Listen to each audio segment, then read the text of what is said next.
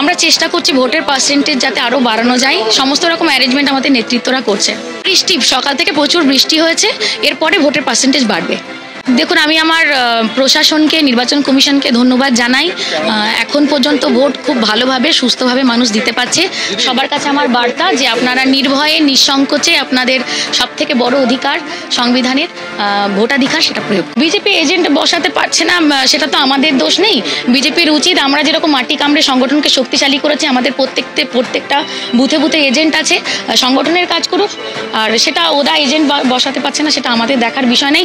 আমাদের চেষ্টা বেশি পরিমাণে মানুষকে বেরিয়ে নিয়ে এসে তারা যাতে তাদের ভোটাধিকার প্রয়োগ করতে পারে, আমরা সেই চেষ্টায় লেগে আছি। এই ওয়েদারের জন্য এখন ভোট শতাংশ কম পড়ছে, আপনি আপনাদের কালীগঞ্জবাসীর জন্য কি বলতে চান? মানুষের কাছে আমার বার্তা খুবই স্পষ্ট।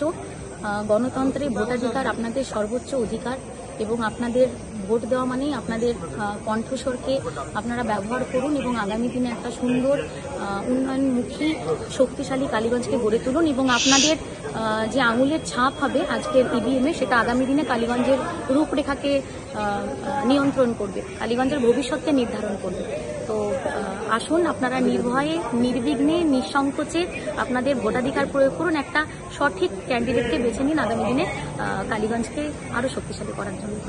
ধন্যবাদ দিদি।